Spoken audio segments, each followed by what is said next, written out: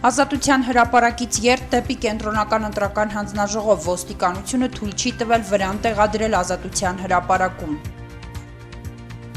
Մարդու իրավունքների պաշտպանության միջազգային օրը օմբուդսմեն Կարեն Անդրեասյանը հանրաքվեի ընթացքում հնարավոր իրավախախտումների վերաբերյալ գրություն է ուղարկել իրավապահ մարմիններին։ Միացյալ Նահանգների պետդեպը հայտարարությամբ է հանդես եկել Լեռնային Ղարաբաղի հակամարտող կողմերին կոչ անելով պահպանել հրադադարի ռեժիմը։ Ադրբեջանը մարտահրավեր է նետում քաղաքակիրթ մարդկությանը, մարտահրավեր հակաահաբեկչական գործողություններին, մարտահրավեր ԵԱԿ Մինսկի խմբի համանախագահությանը, հայտարարում է Արցախի նախագահի մամլո խոսնակը։ Եվրամիությունը հետաձգել է Ռուսաստանի դեմ պատժամիջոցների պահպանման գործողությունների վերաբերյալ որոշումը։ Ամերիկյան Սան Բեռնարդինո քաղաքում 14 մարդու գնդակահարած ամուսնական զույգի գործում ռուսական հետք են գտել։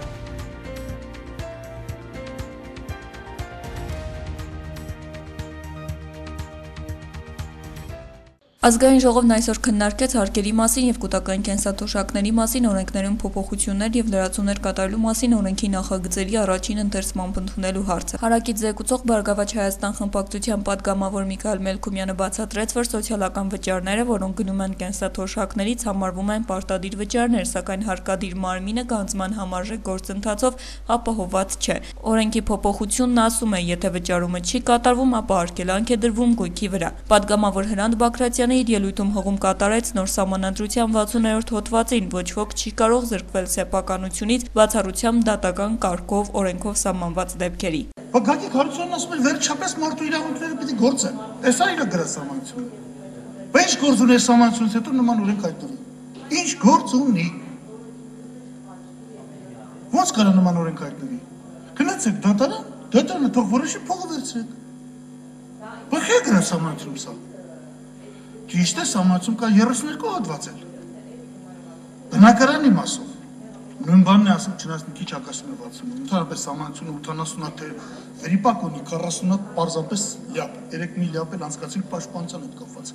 Այն երեխեն, որ հայ առաքելական է, պիտի գնա առաջիկից ծառայի։ Իսկ այն երեխեն, որ այլադավան է, կարա չգնա առաջիկից ծառայի, որովհետև տարածի զենք չեմ ուզում կրեմ։ Շուտով մի երկու տարից հետո հայ առաքելական եկեղեցին հետևոր չի մնա։ Այսպես լյապեր կան սահմանության մեջ։ Եվ սահմանությունը դրենք ընդունենք, ասենք ընդունված է։ Հիմա սա հստակ գրված է, ուրիշ մեկնաբանություն, հիմա կանչեք ձեր խելոքներից թե կմեկնաբանեն, կասեն սենց է, տենց չի։ Գոնե այս սահմանությունը, որը առանց հետը չի անցել, դուք հարկեք, որ հայտարարեցիք անցած։ Հրանտ Բագրատյանը ստեղծված իրավիճակը պատկերավոր ներկայացնելու համար մի պատմություն պատմեց Նապոլեոնի հետ կապված։ Երբ նրա մարշալներից մեկը պարտվել էր մարտում, Նապոլեոնը վերջինիս իր մոտ է կանչելու հետաքրքրվել, թե նա ինչու է պարտվել։ Ասեց 5 պատճառ կա։ Ասեց թվարկի։ Ասեց դե առաջինը փամփուշ չկար, ասեց մնացած 4 պատճառը կարաս չասես։ Հասկանում եք։ Հիմա սա է, սա ասելուց հետո իմաստ ունի անդրադառնալ թղթին, էլ ասել թղթի մեջ էլ այս խնդիրները կան, ահավոր խնդիրները։ Հասկանում եք։ Այնուամենայնիվ, բացի սահմանադրության հետ հստակ հակասությունից, Բագրատյանը նշեց նաև կൂട്ടակային կենսաթոշակների մասին օրենքում եւ այնտեղ առաջարկվող փոփոխություններում առկա խնդիրների մասին։ Շատ մի գոհ էինք այդ կൂട്ടակայինից, այսօր կանգնած ենք լինել չլինելու փաստի առաջ, իսլամական ագրեսիայի առաջ 45 տարով փող եք տանում, ինչ որ կൂട്ടակայինների տալիս, հիմա էլ բերում եք մի հատ օրենք, որ եթե հանգար դրանք չմուծվենք, կգան տուն ու տեղը ձեռներից կառնեն։ Չեմ կարողանում հասկանալ, էլի ասենք տրամաբանությունը։ Տրամաբանությունը որևէ կերպ մեջ չի տեղավորվում։ Մենք չգիտենք 45 տարի հետո հուսով եմ Հայաստանը կլինի 45 տարի հետո, բայց որ sense գնա չի լինի։ Կամ ուզում եմ հասկանալ, մասնավոր ֆոնդին մարդը փոխանցում է կատարել։ Հարկայինը պետական մարմինը, ֆինանսների նախարարությունը ինչ է հյալվար են գնում։ Ասում է ես կգնամ, կբերեմ, հələ գույքն կալանքի կվերցնեմ։ Կամ այդ ֆունկցիան անելու համար դուք մարդու պետական ծառայություն եք, չէ՞ մատուցելու։ Դուք թանկացնելու եք ինքնարժեքը, չէ՞ պետական ծառայությունների հարկայինի մասով։ Դա ով է փոխհատուցում այդ ծախսերը։ Դուք փող եք ստանալու այդ կൂട്ടակայինից։ Թե բյուջեն լրացուցիչ փող պիտի տա։ Չեմ հասկանում, այն տպավորությունն է, որ կարծես թե ֆոնդերը մասնավոր են, այդ տպավորությունն է, բայց հանրապետության ղեկավարությունը ինչ-որ փայր ունի այդ ֆոնդերի մեջ եւ պետական ապարատը ծառայեցնում է ֆոնդերը աշխատեցնելու վրա։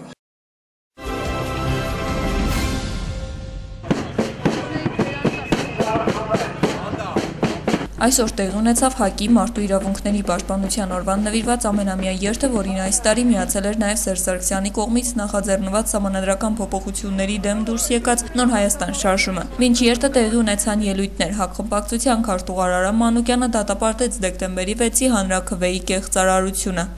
Այն լցոնումները, այն ուրիշի տեղը քվեարկելը, արկղ փորձնելը, բոլոր խախտումները պետք է մաքրել։ Եվ մենք ուրիշ ճար չունենք, սիրելի ժողովուրդ։ Բացի պայքարելը, մենք ուրիշ ճանապարհ չունենք։ Ոչ մեկը, ոչ մի տիրան, ոչ մի թագավոր, ոչ մի խան, ոչ մի իշխան, երբեք իր ժողովրդի իրավունքներ չի պահպանում, չկա այդպիսի բան։ Աշխարհում կա միայն իրավունք, որը վաստակվում է։ Աշխարհի օրենքն է։ Երբ որ ճնշում ես շատ, զսպանակը սկսում է հակառակ աշխատել եւ սկսում են հաչաղներ, պարտիզաններ,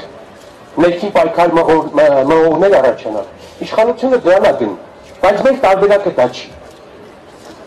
Մենք հասարակություն ենք, մենք քաղաքակիրթ ազգ ենք,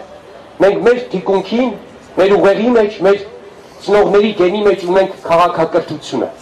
որ ժառանգել ենք եւ պետք է պահենք ու հաջորդենք։ Ելույթ ունեցավ նաև Նոր Հայաստան անդամ Ժառանգություն կուսակցության առաջնորդ Ռաֆի Հովհաննիսյանը։ Եվ անհրաժեշտ է, որ յուրաքանչյուր քաղաքացի, քաղաքական ուժ, երիտասարդներ, ազատամարտիկներ, բոլոր հայեր եւ հայաստանցիները իմի գան խոնարհվեն ոչ միայն դրոշի, այլ այս մեծ նպատակի առաջ եւ ամեն մեկը իր գաթիլ ներդրումը ունենան։ Վեր կանգնենք հատվածական խնդիրներից, եթե պետք է մի տարի հետո կամ 6 ամիս հետո կվերադառնանք բանավեճերի, բայց հիմա մեծ խնդիր պետք է լուծենք։ Եվ բուն պահը ճշմարտության քննությունը թե այսօր է եւ թե վաղը։ Ազատության հրապարակում նստացույց անող Նոր Հայաստան շարժման անդամները ելույթների ընթացքում փորձեցին վրան տեղադրել, սակայն ոստիկանները նրանցից 3-ին բերման ենթարկեցին։ Տեղի ունեցավ բախում ոստիկանների եւ քաղաքացիների միջեւ։ Հանրավակը չընդհատվեց, Լևոն Զուրաբյանը շարունակեց իր ելույթը։ Չնայած ֆորմալ պարտության ժողովուրդը այս վիճակից նվաստացած դուրս չի եկել։ Կատարվել է կարևորագույն մի բան։ Ժողովուրդը նախ եւ առաջ գնացել է եւ մասսաբար քվեարկել է ոչ, սա մեկ եւ երկրորդը ժողովրդի ձայնի պաշտպանության համար ով որ կանգնել է միջև վերջ նա հաղթել է։ Մեր նպատակը պետք է լինի Հայաստանում ստեղծել ազնվության բանակ, որովհետև այն պայքարը, որ ընթանում է մեր երկրում, դա իրականում պայքար է ազնվության եւ խարդախության չարիքի միջեւ։ Ինշան բողոքի ակցիայի մասնակիցները երթով շարժվեցին դեպի կենտրոնական ընտրական հանձնաժողովի շենք։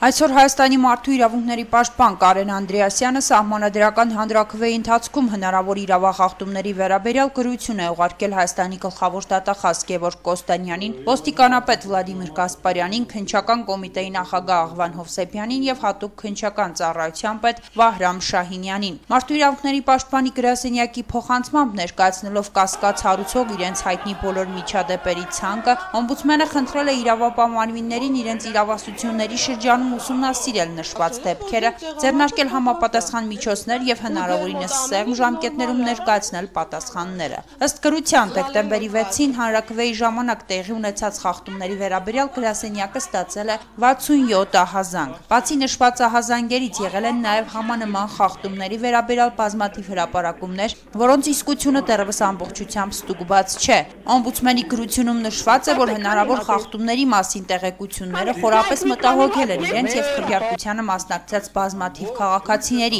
ինչպես նաեւ առաջացրել են առանձին քաղաքական ուժերի ու միջազգային որոշ գործընկերների անհանգստությունը։ Ըստ գրասենյակի հաղորդագրության ստացած ահազանգերից ու տարածված մյուս տեղեկություններից առանձնացվել են հատկապես այն խնդիրներն ու միջադեպերը, որոնք ամենախնդրահարույցն են եւ առերևույթ պարունակում են հանցագործության հատկանիշներ։ Մեջբերում եմ, չափազանց կարեւոր է նաեւ, որ բոլոր ահազանգերի ու գանգատների մանրակրկիտ ստուգման արդյունքում բացահայտվեն նաեւ վարչական անձնական ռեսուրսի օգտագործման բոլոր դեպքերը եւ նման չարաշահում թույլ տված պաշտոնատար անձինք եւս ենթարկվեն խստագույն պատասխանատվության մեջբերման ավարտը։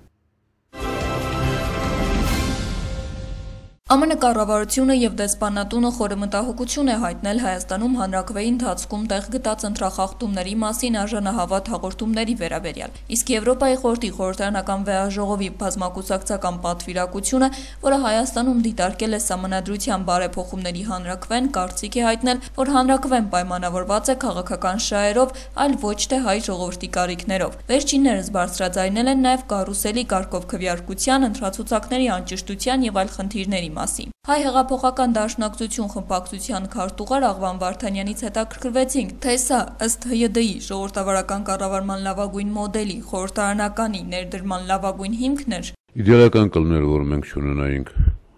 խախտումներ, ընտրակեղծիքներ, բայց կրկնում եմ, դա իրատեսական չի մեր այսօրվա ընտրական համակարգի եւ մեր այսօրվա մթնոլորտի պայմաններում, եւ որ ընդդիմություն իշխանություն իրար հետ հարաբերում ունի իբրև թշնամիների, իբրև արճակատվող, իրար ոչնչացնելու թշնամանքի մթնոլորտում, բայց այնինչ արդեն կատարվել է, ես վստահ եմ, որ հիմք է դառնալու իսկապես ժողովրդավարական զարգացումների եւ կառավարման իսկապես թափանցիկ, ավելի թափանցիկ հաշվետվողական համակարգ ունենալու համար։ Ինչ վերաբերում է միջազգային դիտորդների գնահատականներին, պատգամավորը հորդորում է դրանց միանշանակ չվերաբերվել, օրինակ է բերում դիտորդների նկատողությունը, թե պատշաճ քանակի բանավեճ չի եղել, մինչդեռ ըստ Աղվան Վարդանյանի քննարկումներից խուսափել է ոչի ճակատը։ Ես այնպես մտածողներից չեմ, որ յուրաքանչյուր դիտորդական խմբի ասելիքները պետք է հալած յուղի տեղ ընդունեմ։ Սա ԵԽ-ի գնահատականը չի, սա պատվիրակության 3 անդամների գնահատականն է, ամենահիմնականը, որ նրանք լեգիտիմությունը հարցականի տակ չեն դրել, իդրակացություն նման չկա։ Եվ իսկապես, չնայած մատնանշած խնդիրներին, միջազգային կառույցները ընտրությունների ոչ իրական արդյունքների մասին չեն խոսում։ Այս պարագայում տեղին է հիշել ազգային ժողովի նախագահ Գալուստ Սահակյանի միջազգային դիտորդներին ուղղված այն մեղադրանքը, թե վերջիններս հաճախ ազդեցության տակ են գնահատական հնչեցնում։ Աղվան Վարդանյանը սակայն դժվարանում է ասել, թե ճիշտ կլինի պնդումը, որ միջազգային կառույցների ընտրություններին հնչեցրած գնահատականները պայմանավորված են տվյալ փուլում գործող իշխանության հետ ունեցած փոխհարաբերություններով, միևնույն ժամանակ ավելացնում է։ Բայց որ յուրաքանչյուր միջազգային կառույց բացի իր ուղղակի օբյեկտիվ տեսածից, օբյեկտիվ գնահատականներից ունի նաև որոշակի շահեր, որոշակի վերաբերմունք տվյալ տարածաշրջանի տվյալ պետության վերաբերյալ, դա էլ ակնհայտ է։ Մենք հետևյալով պետք է առաջնորդվենք, գիտեք, որ միջազգային դիտորդների ասածը կարևոր է, շատ նորմալ է, շատ լավ է, որ աշխարհի ուժային կենտրոնների համար մշտապես խնդիր է, որ Հայաստանը չկարողանա իր ներսում շատ ավելի ուժեղ եւ կազմակերպացնել, նույնպես նորմալ է, դա բխում է իրենց շահերից։ Այստեղ ես խնդիր չեմ տեսնում, բայց ինձ համար շատ ավելի կարեւոր է, որ մեր ներսում մենք